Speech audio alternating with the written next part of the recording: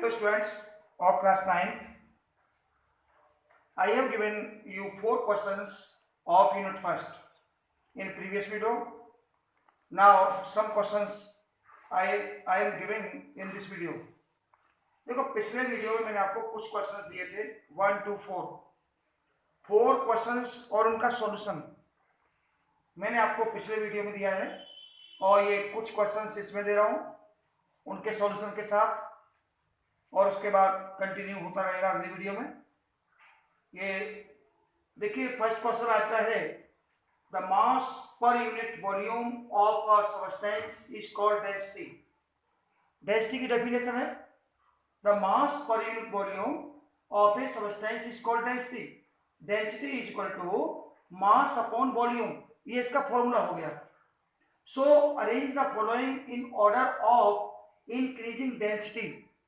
इनको जो है ना air exhaust from chimney honey water chalk cotton and iron. जानते होगे हवा को एग्जॉस्ट फ्रॉम चिमनी, जो चिमनी से धुआं निकलता है ना वो, हनी में शहद, वाटर चॉक, चॉक जिसे लिखते हैं, कॉटन, कॉटन जानते ही होगे रुई, और आयरन लोहा। इन सबको जो है ना हमें डेंसिटी के इंक्रीजिंग ऑर्डर में लिखना है। तो सबसे पहले आप ये देखिएगा कि इक्वल वॉल्यूम में अगर हम इस सब्सटेंस को लें तो किसका मास ज्यादा होगा, मास अपॉन वॉल्यूम। यानी इनमें से आप खुद प्रैक्टिकली अपने घरेलू आइडिया पर लगा के देखो आइडिया कि कौन सी चीज ज्यादा हल्की होगी। जो हल्की होगी उसका डेंसिटी कम होगा क्योंकि डेंसिटी इक्वल मास अपॉन वॉल्यूम। तो इसमें देखिए एयर, चिमनी से निकलने वाला धुआं जिसमें कार्बन के कण होते हैं, काला काला होता है, ब्लैक होता है। शहद, वाटर, वाटर और शहद में कंपेरिजन किया जाए तो शहद कुछ भारी होता है, गाढ़ा होता है, कंसंट्रेट होता है। देखा होगा शहद जो है ना एक चाशनी जैसा होता है। चौक लिखते हैं उससे, कॉटन रुई है और आयरन लोहा है। आप देख रहे हो कि लोहा इसमें सबसे अधिक भारी है और एयर सबसे अधिक हल्की है। तो इसलिए एयर की जो डेंसिटी होगी वो सबसे कम होगी और आयरन की सबसे अधिक होगी। एयर से अधिक भारी होगा जो चिमनी से निकलने वाला धुआं है क्योंकि उसमें कार्बन के कण होते हैं, और उससे हनी यानी शहद ज्यादा भारी होगा। और नहीं शहद वाटर से भी ज्यादा भारी होगा, वाटर से भी। तो और चौक कॉटन और ये आयरन, इसमें देखिए सबसे हल्की एयर है, उसके बाद चिमनी से निकलने वाला धुआं है, ध्यान रखें। उससे अधिक भारी है कॉटन रुई, उससे अधिक भारी है वाटर, उससे अधिक ज्यादा मास होगा पर यूनिट वॉल्यूम में शहद का, उससे ज्यादा भारी होगा चौक, और सबसे अधिक भारी होगा आयरन लोहा। ठीक है ना। तो बहुत प्रैक्टिकली घरेलू एग्जाम्पल है। आप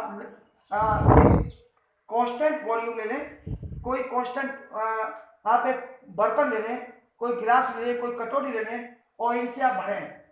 जब इनसे भरेंगे फिल करेंगे उसको तो सबसे कम वजन निकलेगा एयर का, उससे ज्यादा वजन होगा एग्जॉस्ट फ्रॉम चिमनी का, उससे ज्यादा कॉटन का, उससे ज्यादा वाटर का, उससे हनी का, उसके बाद चौक और उसके बाद आयरन। ध्यान रखिएगा। अब आ रहा है देखिए next question 6 number. Tablet the differences in the characteristics of states of matter. यानी सॉलिड, लिक्विड और गैस, इनके जो कैरेक्टर हैं, इनकी जो प्रॉपर्टीज हैं, उनको टेबुलेट करना है, टेबल में लिखना है क्या डिफरेंस है इनमें। सो देखिए कैरेक्टरिस्टिक, ये फर्स्ट कॉलम मैंने फर्स्ट जो पार्ट है इसका फर्स्ट कॉलम है उसमें कैरेक्टरिस्टिक्स लिखे हैं, यानी कि प्रॉपर्टी लिखे हैं, और इनमें डिफरेंस क्या है सॉलिड लिक्विड गैस वो ये लिखे हुए हैं। फर्स्ट क्या है शेप, आकृति। सॉलिड की जो आकृति है ना फिक्स होती है, जैसे सॉलिड है इसकी आकृति कहीं भी रखिए आप इसको तो ये इसका जो शेप है ना वो डेफिनेट यानी फिक्स रहेगी। कोई ऐसे रख दो, ऐसे रख दो, कैसे भी रख दो, किसी भी बर्तन में रख दो, कहीं भी रख दो, इसकी आकृति चेंज नहीं होगी। No fixed. जैसे वाटर है, मिल्क है, इससे आप जिस पॉट में लोगे उसकी ही आकृति को, उसी की शेप को ले लेगा। और गैस का भी नो फिक्स्ड। वॉल्यूम, सॉलिड का वॉल्यूम फिक्स होता है, जितनी जगह ये ऐसे गिरेगा उतनी जगह ऐसे गिरेगा, और कहीं भी रखिए ये उतनी ही जगह गिरेगा। लिक्विड वॉल्यूम इसका फिक्स्ड है, और लिक्विड का भी वॉल्यूम देखिए फिक्स है। आप उसे किसी भी प्रकार के बर्तन में रखिए लिक्विड को, अगर आपने 1 लीटर लिया है तो बर्तन की शेप चेंज होने पर उसका वॉल्यूम चेंज नहीं होगा, 1 लीटर का 1 लीटर ही रहेगा। लेकिन गैस का नो फिक्स्ड, गैस का जो वॉल्यूम है वो चेंजेबल है। आप बड़े बर्तन में लेंगे तो ज्यादा हो जाएगा, छोटे बर्तन में उसे लेंगे तो कंप्रेस होकर के वो छोटे बर्तन में आ जाएगी और उसका वॉल्यूम कम हो जाएगा। रिजिडिटी, रिजिडिटी को मतलब बोलते हैं मजबूती, दृढ़ता, मतलब इसको ऐसे दबाइए, कंप्रेस कीजिए तो कंप्रेसिबिलिटी में भी आ जाएगा। देखिए रिजिडिटी, रिजिड यानी मजबूत है ये, रिजिड, और लिक्विड नॉट रिजिड, और ये गैस भी नॉट रिजिड। फ्लूइडिटी, फ्लूइडिटी का मतलब होता है बहने का गुण, यानी कहीं अगर आप इसको किसी सब्सटेंस को निकाल के फर्श पर रख दें आप किसी पॉट में से, और वो फ्लो होना चालू हो जाए, बहना चालू हो जाए, ये है फ्लूइडिटी। कैन नॉट फ्लो, और सॉलिड को आप जहां रख देंगे वो वहीं रखा रहेगा। Can flow, can flow. Liquid को अगर आपने सपोज गिलास में बाल्टी में लिया है, उसके बाद जब आप फर्श पर गिराएंगे, फ्लोर पर गिराएंगे तो वो बहना चालू हो जाएगा, वो एक जगह पर नहीं रुकेगा। इसी प्रकार से गैस है। इंटरमोलिकुलर फोर्सेस, इनका जो इंटरमोलिकुलर फोर्सेस होता है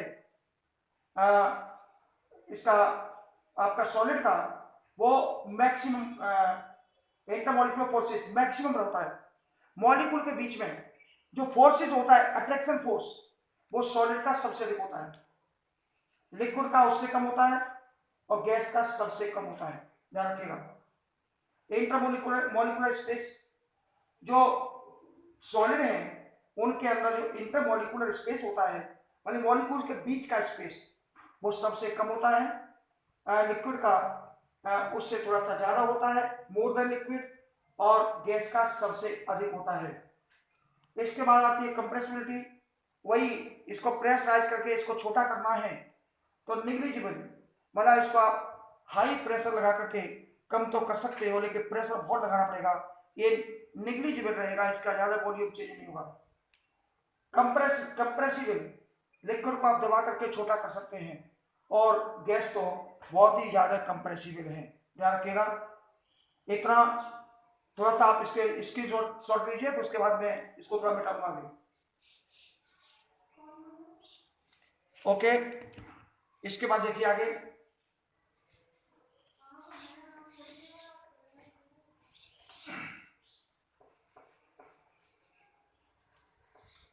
क्या आया देखो इसमें, इंटरमोलिकुलर स्पेसिस। सॉलिड में इंटरमोलिकुलर स्पेस होता है वो बहुत कम होता है, बहुत पास पास होते हैं। ये सॉलिड के जो पार्टिकल होते हैं, कॉन्स्टिट्यूट पार्टिकल, वो बहुत ही पास पास होते हैं, और लिक्विड के क्या होते हैं, थोड़े से दूर दूर, इनका स्पेस कुछ अधिक होता है। ये ध्यान रखिए, ये लिक्विड है, और गैस के तो बहुत ज्यादा दूर होते हैं, बहुत दूर दूर हो जाते हैं गैस। इनके जो बीच का स्पेस है, इंटरमोलिकुलर स्पेस, वो बहुत ही छोटा है, बहुत छोटा है, वेरी लेस, और लिक्विड के अंदर थोड़ा सा ज्यादा होता है, और गैस के अंदर तो बहुत ज्यादा होता है, ठीक है ना। और कंप्रेसिबिलिटी, जब इनके अंदर बीच का जो इंटरमोलिकुलर स्पेस बहुत कम होगा, तो आप इनको जो दबाएंगे तो वो दबेगा कहां से, कंप्रेस नहीं होगा, और कंप्रेस होगा तो बहुत कंप्रेस होगा, क्योंकि इनके बीच जगह नहीं है। और लिक्विड के अंदर आप देख रहे हो इतनी जगह है, स्पेस इतना बहुत सारा स्पेस है, तो इसको आप कंप्रेस करोगे ना तो इजीली कंप्रेस हो जाएगा। और गैस के अंदर तो बहुत ज्यादा स्पेस है, देखिए, तो गैस तो हाईली कंप्रेसिबल होती है, ध्यान रखिएगा, ठीक है। और जितनी इनके बीच में डिस्टेंस कम होती है, उतना ही अट्रैक्शन फोर्स ज्यादा होता है। इंटरमोलिकुलर फोर्सेस, इसमें इंटरमोलिकुलर फोर्सेस बहुत ज्यादा होगा, इसमें कम होगा, और इसमें बहुत कम होगा, ध्यान रखिएगा। Intermolecular forces inversely proportional to the distance होता है, जो बीच की डिस्टेंस है ना, डिस्टेंस घटने पर इनवर्ट जो फोर्सेज है वो बढ़ता है, और डिस्टेंस बढ़ने पर फोर्स घटता है, ध्यान रखिएगा। इसके बाद आता है नेक्स्ट टॉपिक, क्वेश्चन नंबर 6। ये 6 का ए पार्ट था, 6 का बी पार्ट देखिए। कमेंट ऑन, इनकी डेफिनेशंस आपको लिखनी है। Rigidity, what is rigidity? The tendency of a substance to maintain their shape when forced, मतलब इसको अगर फोर्स किया जाए, ऐसे खींचा जाए या ऐसे दबाया जाए और ये अपनी इसी मेंटेन, अपनी शेप को मेंटेन रखे, इसकी शेप में चेंज ना आए, तो इसको बोलते हैं रिजिडिटी। ध्यान रखिएगा, सॉलिड की जो रिजिडिटी होती है वो सबसे अधिक होती है, लिक्विड की इससे थोड़ी सी कम होती है, और गैस की तो बहुत ही कम होती है। इसके बाद आता है कंप्रेसिबिलिटी, इसमें मैंने आपको क्लियर किया था। कंप्रेसिबिलिटी यानी प्रेशराइज करना, कंप्रेस करना, दबाना। Decreasing the intermolecular distance by applied force on the substance is called compressibility, मतलब इस पर अप्लाइड करके, फोर्स को अप्लाइड करके इसके बीच की जो इंटरमोलिकुलर जो स्पेस है, डिस्टेंस है, उसको चेंज करना, घटाना, डिक्रीज करना, वो कहलाता है कंप्रेसिबिलिटी। ध्यान रखिएगा, note in mind, compressibility of solid is negligible. अभी टेबुलेट किया था मैंने, इसमें आ चुका है, देखिए कंप्रेसिबिलिटी नेग्लिजिबल, और लिक्विड की थोड़ी सी ज्यादा होती है और गैस की और ज्यादा होती है। फ्लूइडिटी, बहने का गुण, अभी टेबुलेट किया था। The tendency of particles to flow is called fluidity. ध्यान रखें, जो पार्टिकल्स का बहने का जो गुण है, वो प्रॉपर्टी है, वो टेंडेंसी फ्लूइडिटी कहलाती है। ध्यान रखिएगा, liquid and gas can flow only, ध्यान रखिएगा, solids can not flow, only liquid and gas can flow. यानी लिक्विड और गैस ही बह सकते हैं फर्श पर गिराने के बाद, और सॉलिड फ्लो नहीं होते।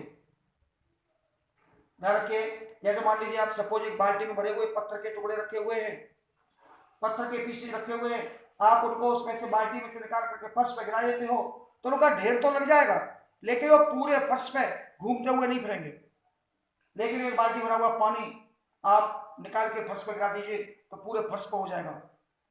इसके बाद आता है filling of a gas, of a gas container. Gas को किसी कंटेनर में, किसी बर्तन में भरना है, तो ये क्या है? The particles of gas vibrate in all directions. जो गैस के पार्टिकल होते हैं ना, जैसे ये गैस है, मान लीजिए पार्टिकल है गैस के लिए, ये गैस के पार्टिकल है, ये तो ये सारी डायरेक्शन में वाइब्रेट करते हैं। ये इधर को जाएगा, ये इधर को, ये इधर को जाएगा, ये इधर को जाएगा, ये इधर को चला जाएगा, ये इधर को चला जाएगा। ये जो है ना, सब तरफ मूव करते हैं, इनकी कोई डायरेक्शन फिक्स नहीं होती। कोई भी पार्टिकल किधर को भी जा रहा होगा, और जब कोई भी पार्टिकल किधर को भी जा रहा होगा, और जब इसको आप किसी कंटेनर में लोगे, किसी कंटेनर में लोगे, तो ये भाग करके इधर उधर, ये एक इधर इस सारी दिशा में भाग करके जो है ना पूरे बर्तन को फिल्ड कर देंगे। ये पूरा पोर्ट जो है ना इसका भर जाएगा, पूरा पोर्ट भर जाएगा इसका। ध्यान रखिएगा, the particles of gas vibrate in all directions, so gas can fills the whole gas container, इसलिए वो पूरे बर्तन को भर देती है gas. Shape, solid shape, maximum intermolecular force and definite shape. जो सॉलिड्स होते हैं ना, उनका इंटरमोलिकुलर फोर्स सबसे अधिक होता है, अभी डिफाइन किया था, और उनकी शेप जो है ना वो डेफिनेट होती है। While liquids and gases take the shape of container, जबकि लिक्विड और गैस कंटेनर का जो शेप होता है वो उसी में भर जाते हैं। मतलब जैसे मान लीजिए सॉलिड को कहीं रखा जाए, सपोज सॉलिड को हमने इस कंटेनर में रखा और ये बीच में रखा, ये सॉलिड को, तो ऐसे ही रखा रहेगा। ये नहीं होगा कि इस स्थान को भी भर दे, इस स्थान को भी भर दे। तो ये सॉलिड का जो है ना, ध्यान रखिएगा, सॉलिड का जो शेप है वो फिक्स है। लेकिन जब आप लिक्विड के लेते हो, आपने सपोज लिक्विड गिलास में से लिक्विड आपने यहाँ गिराया, पोर किया, तो ये लिक्विड ध्यान रखिएगा ऐसे करके पूरे में भर जाएगा। ये लिक्विड हो गया। और अगर गैस को आप लेते हैं और मान लीजिए सपोज ये कंटेनर ऊपर से बंद है तो गैस पूरे कंटेनर को भर देगी, ध्यान रखिएगा। सॉलिड अपनी जगह पर रहेगा, लिक्विड जितना उसका वॉल्यूम होगा उतने कंटेनर को भर देगा और गैस पूरे कंटेनर को भर देगी। वैसे आगे चल के हम लोग इसमें भी डिफाइन करेंगे कि कितना भी बड़ा कंटेनर हो, बहुत बड़ा कंटेनर हो तो उसको सबको नहीं भरेगी वो। एक 1 मोल जो गैस होती है, 1 मोल गैस वो 22.4 लीटर पॉट को ही भर सकती है। तो ये लिमिटेशंस आएगी बाद में। अभी आप ये 9th का सिलेबस देख रहे हो तो 9th में हमें इतना डीपली नहीं जाना है, ध्यान रखिएगा। Kinetic energy, the energy possessed by particles due to their range motion is called kinetic energy। Kinetic energy का फॉर्मूला होता है, काइनेटिक एनर्जी का फॉर्मूला देखें, काइनेटिक एनर्जी इक्वल ई लगा लीजिए नीचे, kinetic energy equal half mv square. This is the mass of particle, this is the velocity, square of velocity. अगर इस वेलोसिटी बढ़ेगी तो काइनेटिक एनर्जी बढ़ेगी, ध्यान रखिएगा, और वेलोसिटी घटेगी तो काइनेटिक एनर्जी घटेगी। ये इसके काइनेटिक एनर्जी जो है ना, kinetic energy directly proportional v square की होती है। हमारे वेलोसिटी बढ़ाओगे तो काइनेटिक एनर्जी बढ़ेगी, ध्यान रखें। तो देखिए इसमें molecules of gases vibrate randomly so they have maximum kinetic energy। जो गैस के मॉलिक्यूल्स होते हैं ना वो रैंडमली सारी डायरेक्शन में और बहुत ही बड़ी स्पीड से, बहुत ज्यादा स्पीड से, बहुत ज्यादा वेलोसिटी से घूमते हैं, इसलिए उनकी काइनेटिक एनर्जी बहुत ज्यादा होती है। जब ये वैल्यू बढ़ेगी तो इसका स्क्वायर और बड़ा हो जाएगा तो काइनेटिक एनर्जी बढ़ जाएगी, इंक्रीज हो जाएगी। लास्ट आता है देखिए इस वीडियो का density, mass per unit volume is called density. अभी डिफाइन किया था, जो डेंसिटी है D equal mass upon volume, M for mass, B for volume, D for density. Density equal mass upon volume, mass per unit volume is called density, ध्यान रखिएगा। The solids have highest density, solid का जो मास होता है ना वो निश्चित volume में वो सबसे अधिक होता है, इसी कारण जो सॉलिड है उनकी डेंसिटी सबसे अधिक होती है, लिक्विड की उनसे कम होती है और गैस की डेंसिटी सबसे कम होती है। Thanks for you.